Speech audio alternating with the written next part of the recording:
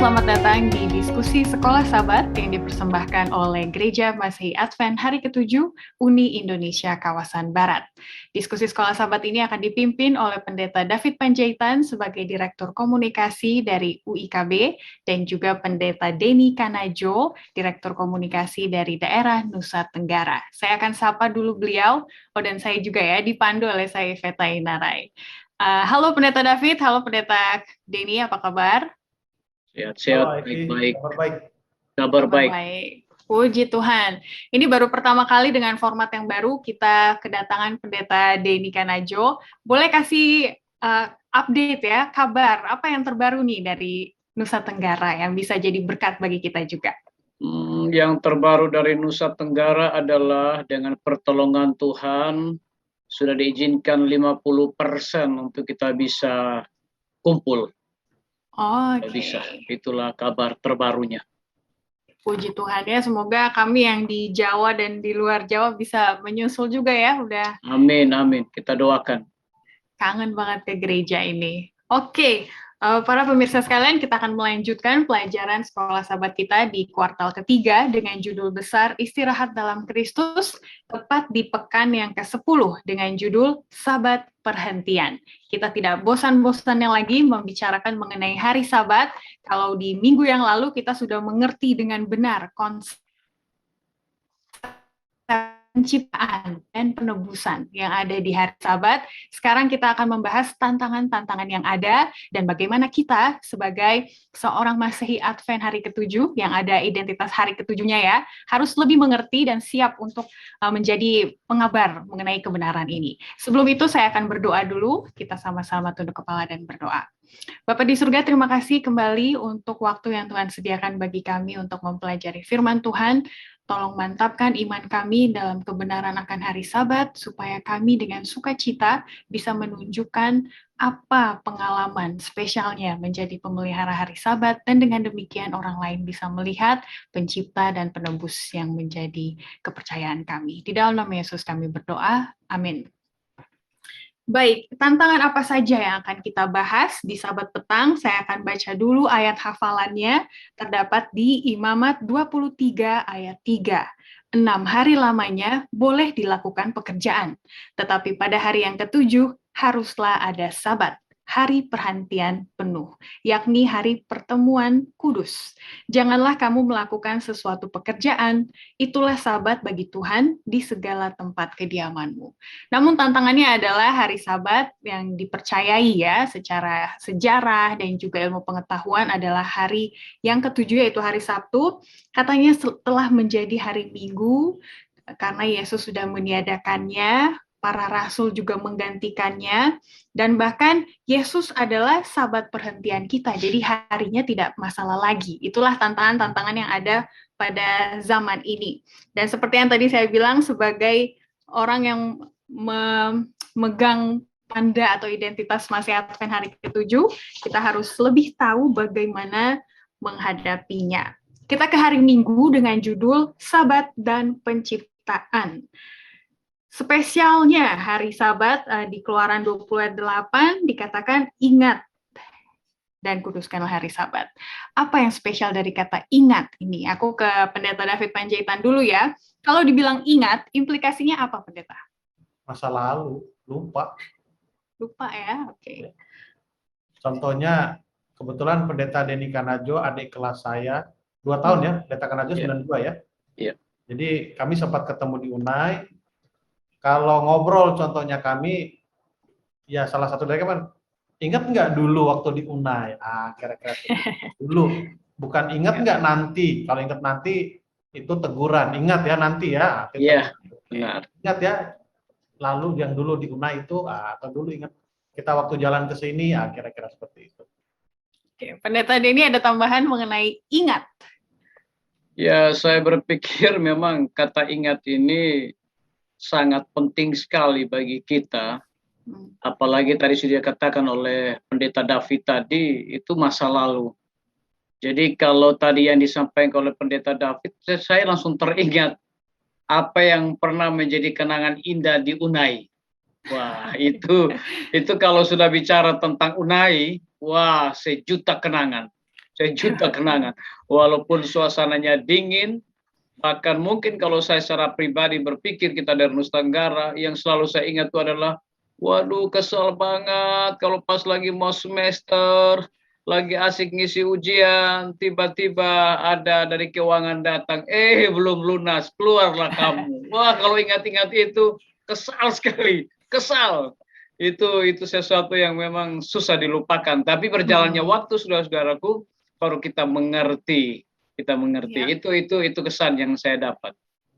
Oke, thank you. Makanya aku rasa penulis buku Sekolah Sabat ini dia sengaja ya, hari Sabat itu dibikin 2 minggu, biar disuruh ingat yang minggu lalu pelajaran ya, karena itu konsepnya harus kita mengerti banget. Tapi kita ditantang bukan hanya untuk mengingat secara mental gitu, oh ya ingat kok hari ke-7 hari Sabat, tapi apa setelah mengingat, apa tindakan berikutnya, apa tanggung jawabnya dari mengingat tersebut. Aku ke Pendeta Denny Kanajo dulu deh, biar gantian ya.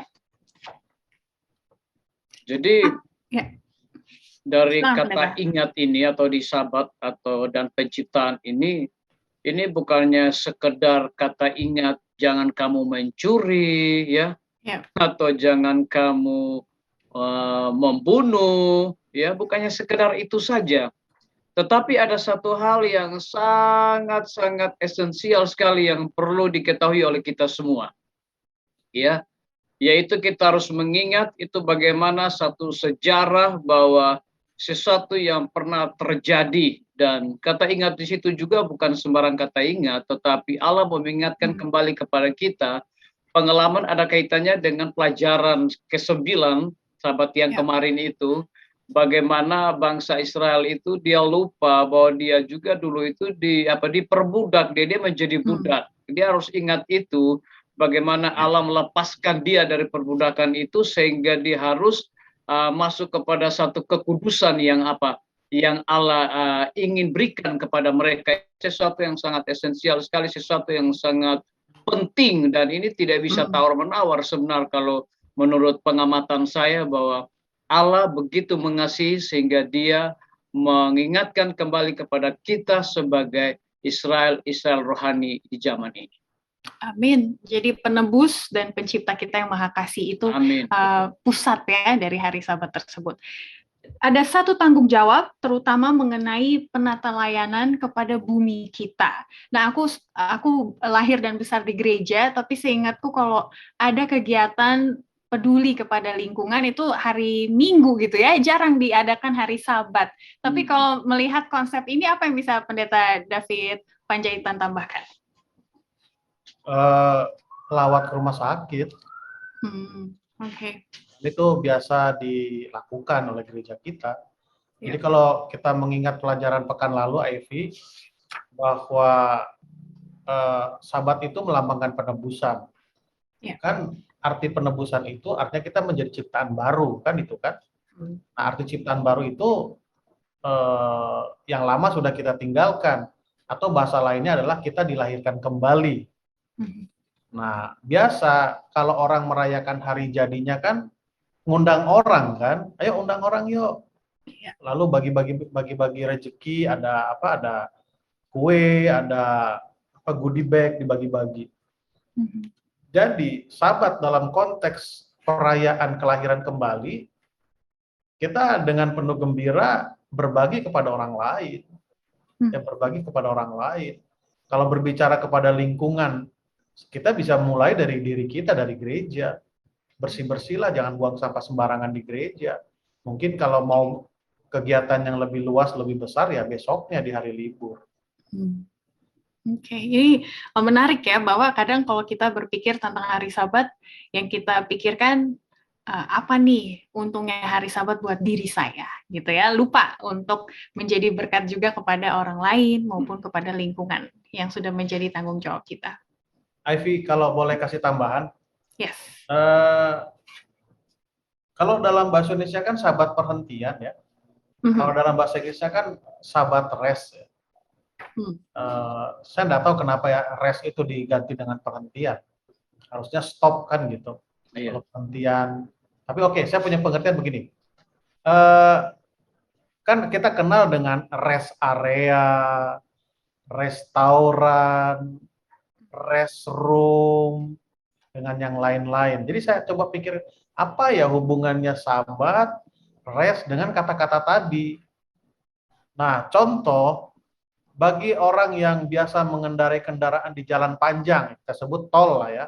Kenapa saya katakan jalan panjang? Karena di Kupang belum dimulai pembangunan tol ya, Pendeta Kanajo ya. Iya. Tapi ada jalan panjang. Iya. Ada. Seperti kami Betul. pernah sama-sama dari Kupang ke Atambua sekitar berapa jam? 6 jam Pendeta Kanajo Iya, ya? 6 jam. 6 jam. Saya tahu Pendeta Kanajo sudah capek. Saya pun mau tidur, capek. Nggak enak juga, kan begitu. Harus sama-sama merasakan.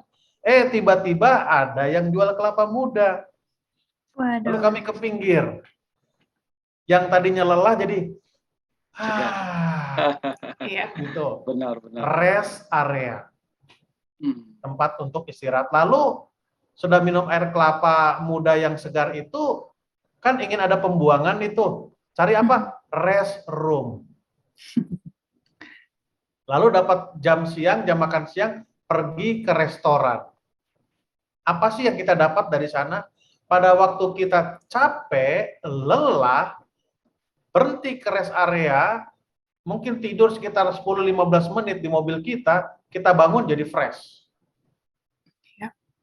Fresh kita. Lalu pada waktu kita lelah, capek, lapar, pergi ke restoran, setelah dapat makanan yang kita inginkan, kita ada tenaga lagi.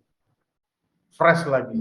Atau seperti yang kata tadi, aduh cepet dong cari kamar toilet dong, restroom ya, lebih enak dengarnya restroom ya. Pergi ke sana, setelah kita selesaikan urusan kita di dalam sana, fresh lagi. Kan keluar dari kamar, coba perhatikan mimik wajah orang yang pergi ke restroom. Waktu masuk buru-buru kan mukanya keriting, begitu keluar dari sana mukanya cerah. Lega, ya. Lega gitu. Jadi dari ilustrasi itu kita harus bisa mengerti dan merasakan bahwa seperti orang yang kelelahanlah kita kerja selama 6 hari itu, begitu masuk ke hari ke-7, kita mendapatkan apa? Kesegaran, kelegaan, semangat baru, tenaga baru, dan lain sebagainya. Walaupun di dalam rest area, di restroom, di restoran kita nggak tidur kan, ada kegiatan yang kita lakukan. Nah, kegiatan itu adalah untuk membangkitkan kita punya punya semangat lagi. Dan itu diingat, kalau kamu capek, kalau kamu ngantuk, rest area. Kan ada tuh spanduk tuh di jalan tol. Iya. Nyupir jangan ngantuk, kalau ngantuk tidur. Kira-kira seperti itulah kalimatnya. Oke, thank you. Ini kelihatan ya, Direktur Komunikasi emang tugasnya suka jalan-jalan gitu. Udah hafal ya. Tapi aku mau nanya ke Pendeta Denny Kanajo nih. Pendeta, emang kalau hidup untuk diri sendiri itu melelahkan ya Pendeta ya? Lebih baik kita ingat orang lain, ingat lingkungan, karena aku rasa itu salah satu Tuhan sediakan hari perhentian juga ya, supaya jangan hidup buat kamu-kamu aja gitu, buat kepentingan sendiri. Benar sekali. Ya. Kalau saya enggak tahu ya, orang lain, saya enggak tahu pemirsa. Ya. Tapi kalau saya sendiri, kalau 6 hari itu bekerja, saya ada merasakan kelelahan. Tapi kalau tiba kepada hari Sabat, mulai dari matahari terbenam sampai kepada matahari terbenam, saya nggak pernah merasa lelah, saya nggak pernah merasa suntuk, saya nggak pernah merasa bahwa, malahan saya berpikir bahwa waktu itu terlalu kurang. Kenapa? Karena saya lakukan sesuatu dengan enjoy. Tidak ada satu tekanan. Tapi kalau 6 hari itu, kita diatur. Masuk jam sekian, harus pulang jam sekian, harus kamu bikin ini, sebentar lagi ditelepon oleh, kamu sudah buat enggak? Kamu sudah buat ini atau belum? Tapi kalau hari Sabat, wah betul-betul nikmat. Nikmat sekali. Saya betul-betul datang ke studio selama pandemi ini dengan tim, wah kita enjoy semua. Malahan kadang-kadang tim bilang, Pendeta, seperti waktu kurang ya di hari Sabat ini. Ya seperti kurang begitu. Kenapa? Karena kita berfokus bahwa memang hari Sabat itu merupakan hari yang betul-betul menjadi berkat bagi kita. Kenapa? Karena kita melakukan satu pelayanan untuk banyak orang, bukan untuk diri sendiri. Jadi itu sesuatu yang saya rasakan di hari Sabat. saya berpikir terima kasih Tuhan Yesus, Engkau berikan satu hari kepada kami umat manusia untuk bisa merasakan hubungan yang intim dengan Tuhan. Itu yang saya rasakan. Yes, amin. Terima kasih Pendeta karena aja udah berbagi pengalaman ya. Dan saya rasa tuh secara tidak langsung itu kasih tahu Pendeta David jangan sering-sering telepon saya lah kalau hari-hari biasa gitu ya. Jadi capek nanti aku. Oke, lelucon sedikit ya. Kita ke hari Senin dengan judul Merayakan Kebebasan. Sebenarnya ini udah kita bahas di minggu lalu ya, mengenai konsep pembebasan dari perbudakan, keluarnya bangsa Israel dari tanah Mesir. Tapi apa yang mau difokuskan pada pelajaran hari Senin ini? Aku ke Pendeta David Panjaitan ya. Poin baru apa yang bisa kita lihat dari konsep pembebasan? Siapa sih orang yang nggak gembira dibebaskan ya? Kita sama-sama pernah sekolah kan, SMA lah paling enggak ya. Biasa kan saya nggak ngerti kenapa ada seperti ini pemikiran anak-anak SMA, disuruh sekolah nggak seneng, disuruh libur pergi ke sekolah kan gitu kan. Ya, besok sekolah, gitu kan. Sebilang besok libur, pada datang ke sekolah nongkrong kan kira-kira begitu. Lalu contohnya kata, oke, minggu depan atau pekan depan pertemuan kita akan ujian bab sekian sampai bab sekian. Ngedumel kita kan, itu kan beban tuh buat kita. Begitu tiba hari yang ditentukan, lalu datang guru. Oke, hari ini ujian kita batalkan. Hore! Kan gitu, senang, ceria. Lalu ada beberapa orang, yuk kita pergi ke kantin yuk merayakan hari kebebasan kita nggak jadi ujian. Nah, kan kira-kira seperti itu. Jadi kalau kita yakini bahwa hari Sabat itu sebagai tadi itu tanda penciptaan, tanda kepemilikan, tanda penebusan, lalu tanda bahwa Tuhan itu menopang kehidupan kita, banyaklah Sabat itu kan. Sabat ini pengertiannya. Tentu dengan sendirinya akan keluar keceriaan dari kehidupan kita itu. Seperti yang saya katakan tadi, anak-anak sekolah yang hore nggak jadi ujian. Begitu ditanya, ya ditunda jadi minggu depan. Gitu lagi. Tapi intinya adalah ada keceriaan, bebas dari beban, lalu dirayakan. Merayakannya sesuai dengan kemampuan. Ada yang pergi ke kantin, ada yang makannya mungkin hanya beli makanan sederhana, ada yang lebih mahal, lalu ada juga yang duduk-duduk di kelas. Intinya merayakan. Kenapa? Pelajaran pekan lalu di hari Senin di hari Senin atau hari Kamis, kata hari Rabu atau Kamis saya lupa, dikatakan demikian, Alkitab tidak pernah mencatat, menentukan bagaimana merayakan hari Sabat itu. Tidak ada. Nah, yang dikatakan oleh Pendeta Tambunan pekan lalu itu kan yang dibuat oleh manusia. Kita yang menjadi ukuran kepada siapa? Kepada orang lain. Tapi intinya adalah ceria, celebration, celebrating. Nah, caranya dengan ya tadi ya, yang mungkin rezekinya lebih banyak ekonominya, beli nasi goreng spesial kan gitu. Yang ya setengah-setengah ya nasi goreng spesial bagi 2 kan gitu. Lalu yang lebih sedikit ya nasi goreng spesial juga bagi 3, kira-kira seperti itu. Menarik ya, bahwa Alkitab tidak pernah mencatat apa yang harus dilakukan, tapi lebih kepada sikap dan juga suasana gitu ya. Mau ngapainnya bebas gitu. Namanya juga hari bebas kan ya, masa mau diatur-atur. Lalu begini Ivy, sorry ya. Tambahan sedikit. Sering kita mempunyai konsep dan pernyataan yang kurang tepat. Contohnya begini, hari Sabat nggak boleh lakukan ini loh, contohnya. Nggak boleh jual transaksi hari Sabat, contohnya. Loh, emang kenapa? Nggak boleh, itu pekerjaan yang tidak baik. Loh, kalau pekerjaan tidak baik, terus di hari-hari biasa apa boleh kita melakukan pekerjaan yang tidak baik? Benar. Kan menarik tuh, di hari-hari biasa kita boleh melakukan kegiatan, pekerjaan, perkataan, pikiran yang tidak baik, begitu masuk hari Sabat, nggak boleh, bukan seperti itu. Hari manapun, termasuk hari Sabat, kalau memang kegiatan itu tidak baik, ya jangan lakukan. Itu tambahan saja. Thank you. Minggu lalu udah jelas juga sih dikatakan hari Sabat adalah puncak, ya kan? Ya. Berarti tidak terlepas dari hari-hari yang lainnya, tapi malah itu harus lebih-lebih gitu ya di hari Sabat itu. Pendeta Denny Kanajo, ada yang mau ditambahkan mengenai konsep Jadi kebebasan? kalau saya itu kebebasan di sini, ini saya mau kasih tahu dulu. Kemarin kebetulan saya di kampus, kebetulan saat ini saya dipercayakan menjadi direktur lagi Sekolah Lanjutan Advent Nusra. Jadi sepanjang KBM online dan offline ini, guru-guru bilang begini, Pak Direktur, kasihlah kami kebebasan dulu lah. Sudah hampir 2 tahun ini kami nggak nikmati kebebasan. Saya tanya, kenapa kebebasan yang bagaimana? Aduh, sungguh kami terus hanya online, nggak pernah ada piknik tamasya. Oh, saya bilang nggak bisa juga tamasya karena PPKM. Tapi saya akan cari solusi yang terbaik untuk kalian. Langsung mereka tanya, desak saya lagi, apa tuh Pak Direktur? Apa tuh Pak Direktur? Saya bilang sebentar saya panggil kepala sekolah. Saya akan meeting dengan mereka. Ya keputusannya adalah saya berikan kebebasan kepada kalian untuk libur Rabu, Kamis. Jumat masuk lagi.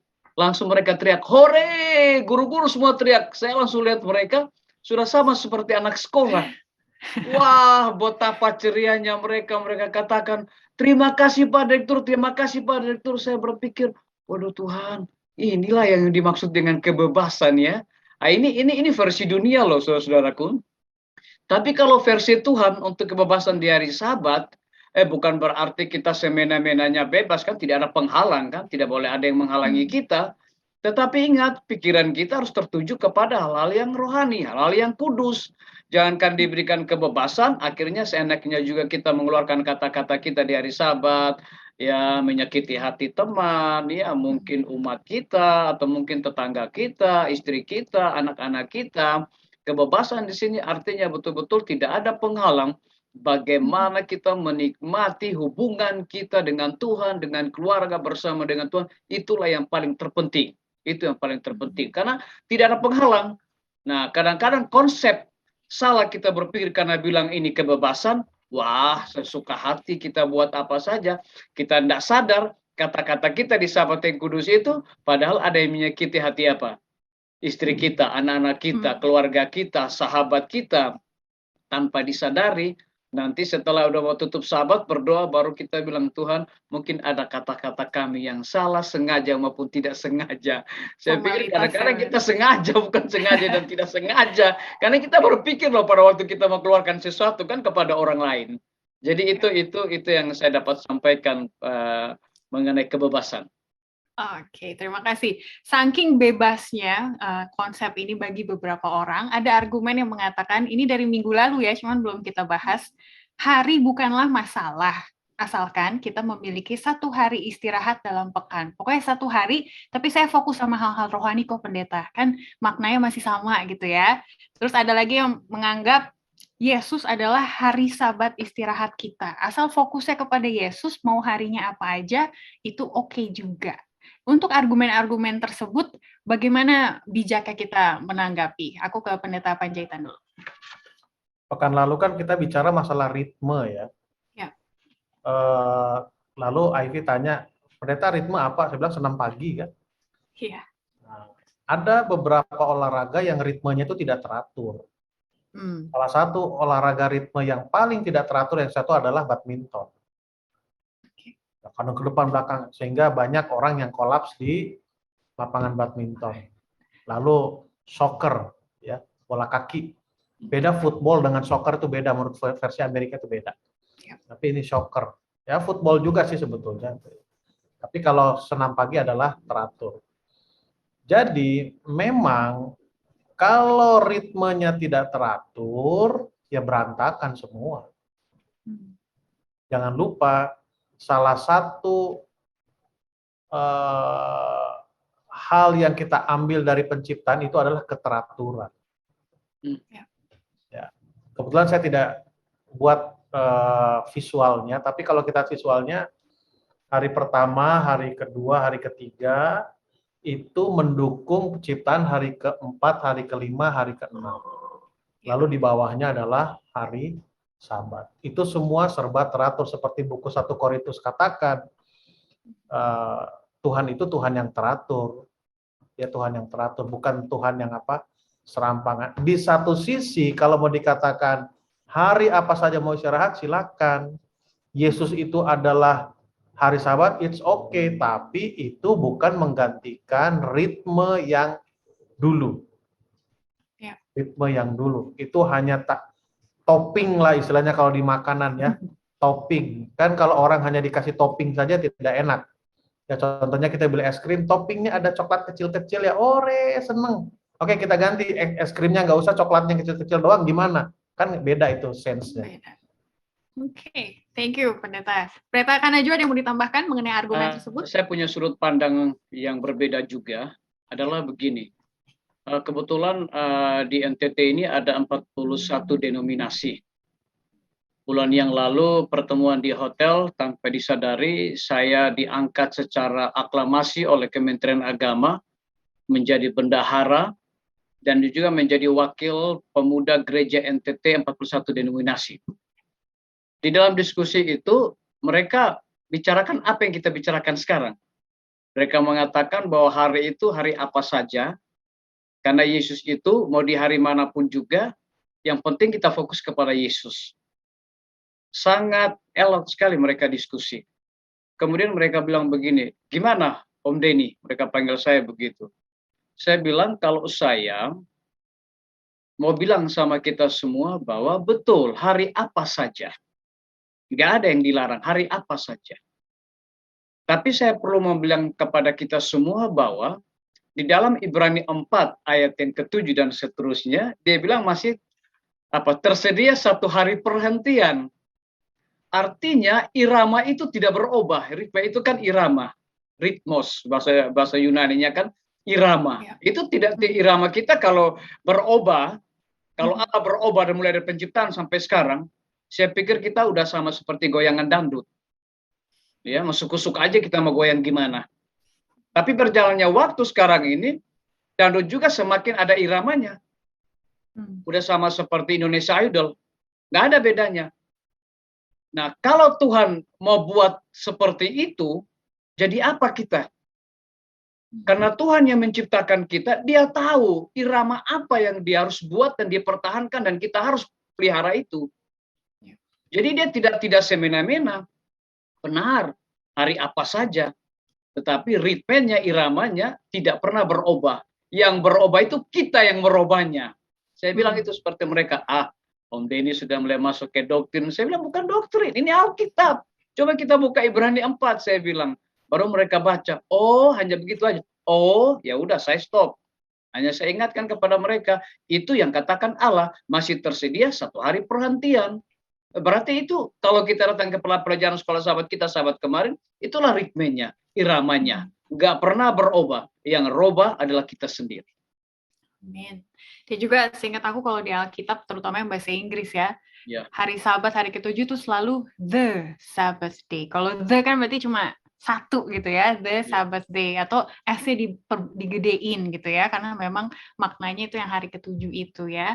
Ada aturan lainnya juga.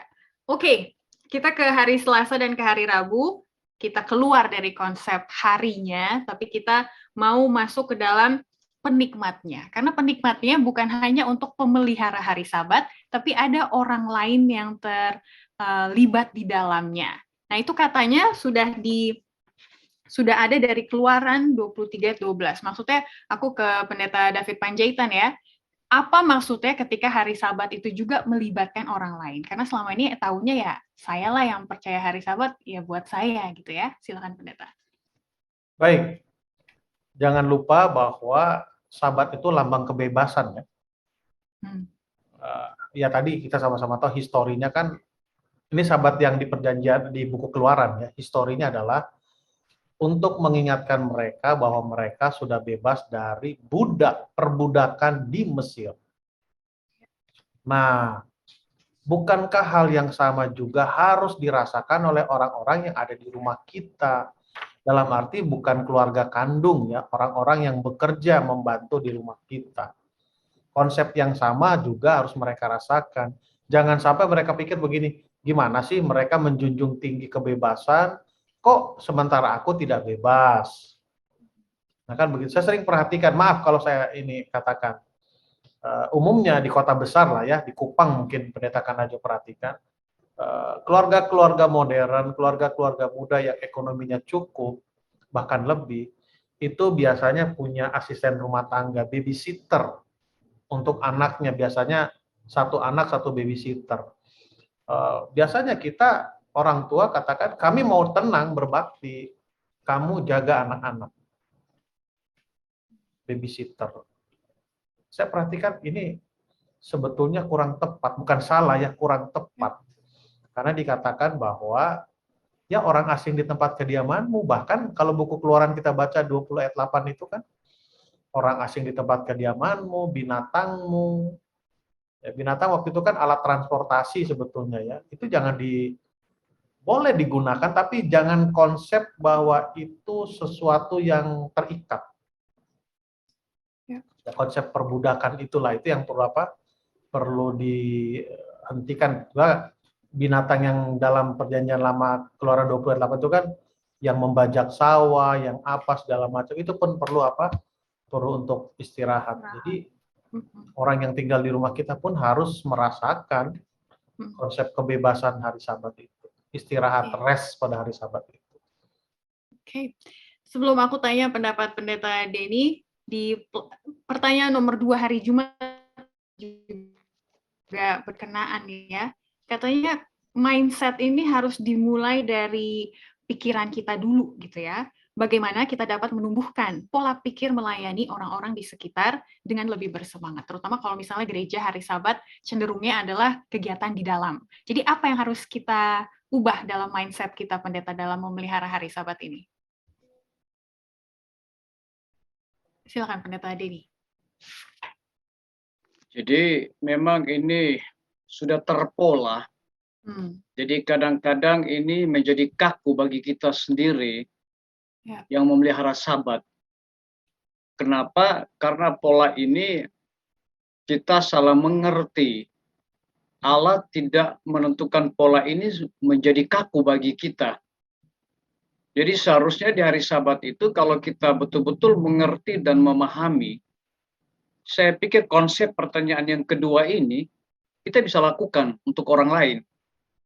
Kita bisa lakukan untuk orang lain. Hanya masalahnya adalah mindset kita.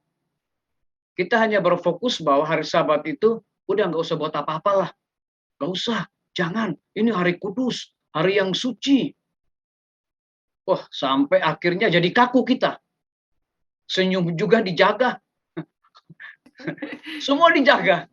Ini saya pikir konsep-konsep yang memang sudah terpola lama. Apalagi kalau kita diskusi bersama dengan orang tua-tua yang terima kebenarannya itu di era ya 40-an, 50, waduh susah sekali 60-an. Oh nggak boleh. Ya nggak boleh. Bayangkan saya teringat saya masih SD. Turun dari sekolah kita di SD Advent di tengah kota itu ada satu bioskop satu-satunya di tengah kota Kupang. Itu guru kita dulu SD namanya Enci. Itu Pendeta David tahu itu, dulu kita panggil guru kita Enci. Itu Enci pesan, anak-anak, pulang tidak boleh memandang gambar-gambar yang di bioskop ya. Tuhan marah. Jadi itu terpola. Ya dari satu sisi ya bersyukurlah kami nggak pernah saya ke bioskop. Tapi berjalannya waktu sampai sekarang baru saya ngerti. Loh, itu membuat kita akhirnya berjalan pun juga mata nggak kemana-mana. Sampai orang celaka pun juga kita biarkan saja. Karena hari Sabat udah pakai dasi, ya udah pakai jas yang keren. Padahal sebenarnya itu bukan seperti itu yang Tuhan bilang. Nah, kalau kita mengerti konsep ini dengan sesungguhnya, apa maksud Tuhan, saya pikir pertanyaan yang kedua ini akan kita lakukan. Bagaimana hari Sabat kita tawarkan itu dan kesempatan untuk dapat melakukan hal ini kepada orang lain. Saya pikir ini bisa kita lakukan, ya bisa kita lakukan. Karena sering saya di halaman rumah saya, di samping kiri kanan banyak tetangga saya yang tidak Advent. Ya kalau di saat saya lagi mau keluar, tiba-tiba mereka sakit pada hari Sabat, pernah kita terlambat di studio karena saya harus antar mereka. Di situ saya merasa bersuka cita, karena disitulah konsep sahabat yang saya mengerti, yang saya pahami, dan itu yang Allah kehendaki. Nah, yang menjadi persoalan adalah sudah terpola sekian lama, ya udah biarlah yang tabrakan di situ, kita biar nanti ada orang lain yang menolong. Padahal itu udah di depan mata kita. Saya pikir ini konsep yang perlu kita rubah. Itu menurut saya. Amin. Dan tidak ada kata terlambat untuk merubah konsep. Amin. Ya. Tidak ada kata karena terlambat. Pencetusnya adalah Yesus sendiri. Dari dulu Amin. Dia coba merubah cara pikir orang Yahudi. Itu kita masuk ke pelajaran hari Rabu ya. Melayani orang lain itu sama dengan menghormati Sabat Allah. Amin. Ada observasi apa dari Pendeta David Panjaitan kalau kita lihat bagaimana cara Yesus memelihara hari Sabat? Semoga jadi pelajaran bukan hanya untuk orang-orang generasi tua seperti yang Pendeta Kanajo katakan ya, tapi orang muda juga kadang kita terlalu ekstrim yang ke satu lagi gitu ya, terlalu bebas gitu. Jadi balik ke tengah-tengah lah. Apa observasi dari kehidupan Yesus? Ya, ini bukan win-win solution ya, bukan. Tapi back to the track. Nah, itu kembali ke tracknya kan kira. Ya memang generasi tua ya sampai disitulah dulu pengetahuan mereka kan begitu. Iya. Tapi bukan berarti salah. Belum lengkap saja pengetahuan mereka. Contoh saja ya. Dulu Pendeta Kanajo ingat waktu di Unai kita makan jagung bakar ya udah dibakar gitu aja gitu kan. Iya. Selesai. Nah sekarang kan berubah. Ditaruh air garamnya yang kita makan di depan kantor gubernur. Iya. Itu kan taruh air garamnya sedikit, nambah lagi ada cabenya, ada keju, macam-macam lah. Tapi bukan berarti yang dialami oleh orang tua kita dulu itu salah, bukan. Ya itulah. Sampai disitulah keadaan mereka. Nah, bukan berarti apa yang kita alami sekarang itu sudah sempurna, tapi itu adalah satu proses melengkapi apa yang sudah terjadi. Kira-kira seperti itu poin. Lalu poin yang kedua, Yesus menunjukkan kepada orang-orang Yahudi, orang-orang yang ekstrim lah ya, salah berpikir,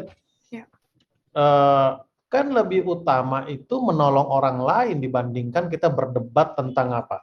Tentang aturan main. Ya, saya sering kalau Pendeta Denny Kanajo ingat dulu waktu kita sama-sama di PA. Jadi ingat lagi kan kata ingat kan apa yang kita alami. Saya sering guyon begini. Kita sering sibuk membicarakan penyelamatan orang muda sampai lupa menyelamatkan mereka. Sibuk membicarakan loh. Rapat sana, rapat sini. Tanpa sadar orang muda terabaikan. Sibuk membaca media, membaca berita bagaimana cara menjaga dan merawat anak. Sampai anaknya lupa diperhatikan. Ya, sibuk kita membicarakan apa yang boleh, apa yang tidak pada hari Sabat, sehingga kita lupa menikmati hari Sabat. Amin. Sehingga kita lupa mengangkat Sabat itu lebih tinggi dari hari-hari yang lain. Sebab Yesus sederhana saja. Dia menolong orang-orang yang susah. Kan konsep Sabat itu menolong orang yang susah, lepas dari kesusahan. Seperti saya katakan tadi kan, aduh pengen ini. Itu ada restroom. Keluar dari situ senyum, kan gitu. Aduh udah ngantuk banget, mata udah bukan hanya 5 watt tapi udah gawat.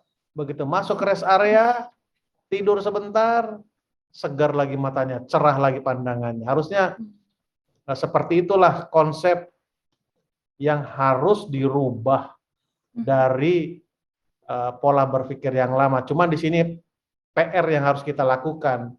Kembali Ivy, komunikasi itu sangat berperan penting ya. Bagaimana cara merubah pola berpikir itu, di situ perlu ada seni berkomunikasi. Amin. Untuk Direktur Komunikasi Nusa Tenggara, boleh ditambahkan cara komunikasi yang efektif itu, Pendeta? Dulu di Sabu, di Pulau Sabu, ini Pendeta David sudah pergi. Sampai sekarang itu masih terlaksana. Kita di Sabu itu hidup dari namanya pohon apa ya tuh?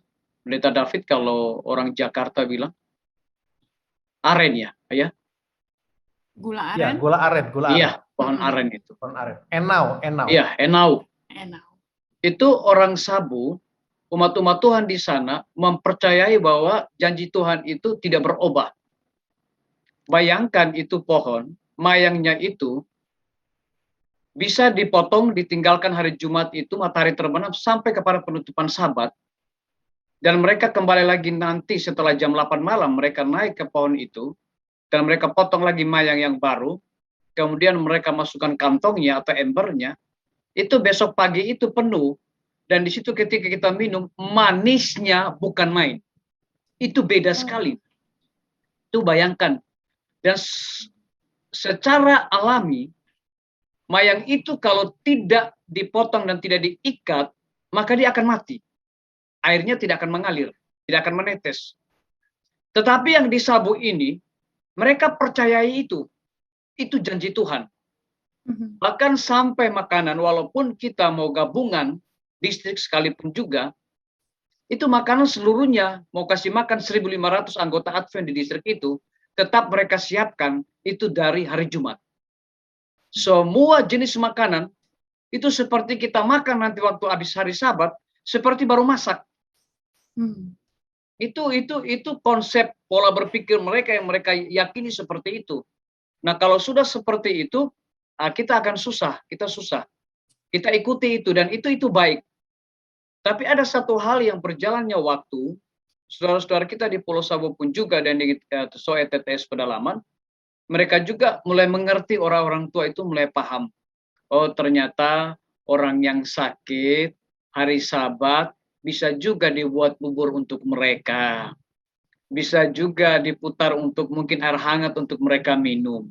Karena di Pulau Sabu itu enggak bisa loh ada asap lagi. Bahaya. Teringat saya itu sekitar 20 tahun yang lalu atau 5 tahun yang lalu ada perkemahan di Pulau Sabu. Pimpinan-pimpinan dari UNI dan daerah datang, saudara-saudaraku, mereka nggak tahu budaya di sana. Udah seperti kayak biasa kita di Jakarta dan di kota seperti ini, bangun pagi nyalakan api, itu disiram sampai mati seluruhnya. Seperti itu yang terjadi. Tapi berjalannya waktu, saudaraku, ada hal tertentu yang mereka juga paham. Orang sakit bisa juga dibuat bubur pada hari Sabat pagi. Itu mereka sudah mulai berterima. Kalau tidak, itu susah sekali mereka terima konsep itu. Itu saja yang dapat saya sampaikan. Amin. Jadi jangan bosan-bosan belajar sekolah Sabat ya, Pak Pendeta dan juga pemirsa. Siapa tahu dapat inspirasi yang baru terus gitu ya untuk umat-umat Tuhan. Oke, kita ke hari Kamis ya. Terakhir sebelum kita konklusi dengan judul Tanda Bahwa Kita Milik Allah. Ini ceritanya lucu banget ya kalau menurut saya yang Inggris lawan Jerman ini ya. Cuma Inggris menghilangkan tanda jalan aja, udah bingung pasukan Jermannya ya. Ini letaknya Inggris di mana ya? Perasaan mereka dulu campingnya di sini gitu ya. Tapi karena tanda jalan dihapus, jadi mereka bingung. Bagi umat masih Advent hari ke-7, terutama orang muda, tanda ini jadi beban gitu ya. Padahal maksud Tuhan dikasih tanda supaya orang lain lihat gitu ya. Ada yang unik, ada yang spesial. Apa berkat spesialnya? Kalau mungkin buat orang di Sabu, enaunya jadi tambah manis gitu ya. Kita nih sebagai orang Advent, apanya yang tambah manis? Apanya yang pengalaman apa yang kita dapatkan dari menjadi tanda milik Allah ini? Ke Pendeta David Panjaitan, boleh? Ya, kita menjadi orang muda Advent yang manis. Gitu ya, Pendeta. Ya, tidak menjadi orang muda Advent yang rasanya payau. Payau itu nggak enak di mulut gitu. Yeah. Ya, atau minum, ya saya pribadi lebih suka minum air panas bukan air hangat. Ya, tidak terlalu panas, maksudnya di atas hangat, di atas hangat-hangat kuku. Itu lebih baik, itu buku Wahyu katakan. Yeah. Jadi saya pernah katakan begini, ingat waktu direktur pemuda dulu, saya selalu katakan sama teman-teman orang muda begini, alamatmu itu harus jelas.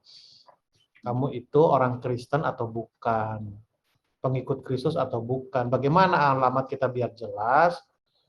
Dari lifestyle kita, cara berpikir kita, kata-kata kita, itu harus jelas. Jangan jadi abu-abu, orang bingung. Nah, kalau tanda itu tegak berdiri, tanda itu akan dihargai. Tapi pada waktu tanda itu tidak jelas, maka orang akan mengumpat tanda itu. Saya tertarik dengan film guyonan di televisi, Nggak apa-apa ya, produser saya sebut nama film itu ya, Mr. Bean waktu di dentist, dokter gigi. Kan ada slide-nya tuh. Iya. Ini, gini kah, jadi bingung tuh. Padahal giginya gigi sini kah, gigi sini, gigi sini. Akhirnya dia membingungkan, jadi semua giginya apa? Ditambal. Jadi kita harus menjadi tanda yang jelas, maka kita akan dihargai. Dan tanda yang jelas dan tanda dihargai itu juga akan menolong orang mengarahkan ke jalan yang benar. Betul, amin. Jadi tanda jangan sampai menjadi merugikan orang lain gitu ya kalau kita nggak jelas. Pendeta Denny, silakan tambahkan mengenai tanda ini. Ini kembali lagi ingat. Ingat. Jadi kalau kita buat anak-anak pathfindering, mau cari jejak, sudah otomatis tanda, ada tanda. Ya. Tapi ada juga yang memang nakal. Tanda itu udah dibuat, contohnya beloknya kiri, dia balik ke kanan. Hilang.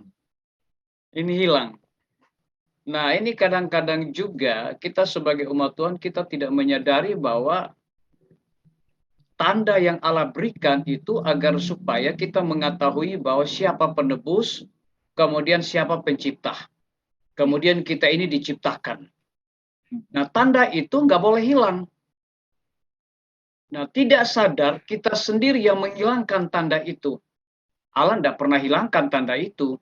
Dari dahulu sampai sekarang tanda itu tetap sama. Tidak pernah berubah. Mereknya sama, ritmenya sama, sekali lagi. Iramanya sama. Tapi itulah, kadang-kadang kita umat-umat Tuhan juga seperti nakal juga kita.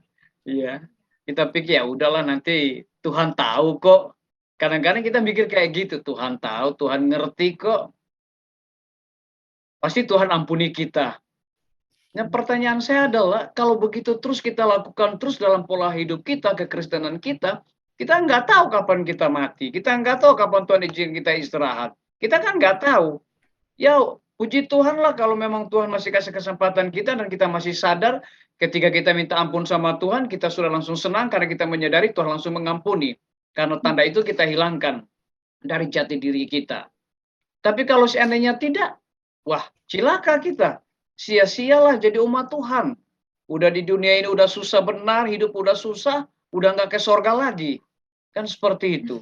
Jadi tanda itu, ritme itu nggak pernah berubah. Hanya kita sendiri yang membuat tanda itu hilang. Sehingga akhirnya orang tidak mengenali. Nah, dalam dunia pekerjaan kita pun juga, mungkin kita pendeta, tapi kalau teman-teman yang jurusan yang lain, harus ingat tanda itu. Ya, jangan sampai orang bilang, oh kamu nggak minum teh, tapi dikasih gula-gula yang tulis tehnya diminum. Kamu nggak minum kopi, tapi dikasih gula-gula kopi kok, wah penuh di kantongnya. Waktu dia sodorkan sama kita, dia keluarin semua itu gula-gula semua dari dia. Wah, tandanya di mana? Mungkin ini kecil, sederhana, kita anggap biasa-biasa aja lah. Udah hargai teman, nggak apa-apa. Nggak minum juga, nggak apa-apa. Padahal dilihat kiri, dilihat kanan, nggak ada, dia minum juga. Ya, dengan alasan guyon kita, ya udahlah kebetulan perut lagi nggak nyaman perut. Ya ini hanya sekedar aja supaya jangan sakit perut. Itu guyon-guyon seperti itu. Tapi guyon itu akan membuat kita nggak sadar kita melupakan tanda itu. Itu dari saya. Terima kasih. Amin. Sebagai penutup, kita singkat-singkat aja ya. Pertanyaan terakhir hari Kamis. Mari kita ajak pemirsa kita bagaimana belajar untuk memiliki pengalaman yang lebih dalam dengan Tuhan sepanjang hari Sabat. Silakan Pendeta David Panjaitan. Lagu anak-anak dulu ya. Hari Sabatku jalan-jalan di terang matahari. Kita harus mengalami bagaimana nikmatnya di alam pada hari Sabat. Karena itu tidak akan bisa kita terima dari orang lain, itu harus kita alami sendiri. Dan kita harus merasakan seperti yang saya katakan tadi, restoran, rest area, dan rest room. Maka kita keluar dari sana, muka kita akan lebih apa? Lebih ceria. Amin. Pendeta Denny, apa ajakannya? Kalau ajakan saya adalah, marilah kita gunakan hari Sabat menjadi berkat dan kita melayani sesama kita. Saya pikir itu sukacita luar biasa. Terima kasih. Terima kasih untuk Pendeta David Panjaitan dan juga Pendeta Denny Kanajo. Kita akan berdoa. Pendeta Panjaitan boleh tolong doakan kita. Terima kasih Tuhan, kesempatan yang baik, kami bisa berdiskusi bersama, membagi sudut pandang yang berbeda, dipersatukan, Ivy dengan Pendeta Kanajo yang telah bersama-sama di dalam pertemuan ini. Sabat adalah satu tanda bahwa kami bisa beristirahat untuk bisa mendapatkan tenaga yang baru, spirit yang baru, semangat yang baru, untuk melanjutkan kegiatan kami di hari-hari bekerja kami. Terima kasih atas kesempatan ini. Berdoa bagi pemirsa dimanapun mereka berada, Tuhanlah yang akan memberikan kebutuhan mereka sesuai dengan rencana-Mu. Tuhan, pertemukan kami sekali waktu dalam suasana yang lebih baik lagi dari saat ini. Di dalam nama Tuhan Yesus kami berdoa dan mengucap syukur. Amin. Amin. Amin. Pemirsa sekalian, terima kasih. Kami sangat menghargai kebersamaan kita dari minggu ke minggu. Kami juga mengundang para pemirsa untuk berinteraksi dengan kami melalui kolom chat di bawah ini ataupun men-share ya, membagikan link ini supaya lebih banyak lagi orang yang terberkati. Saya yakin masih banyak lagi yang bisa kita pelajari mengenai istirahat ini. Oleh karena itu, pelajaran 11 akan datang minggu depan dengan judul Merindukan Lebih Banyak Lagi. Sampai saat itu, Tuhan berkati kita semua. Salam sehat.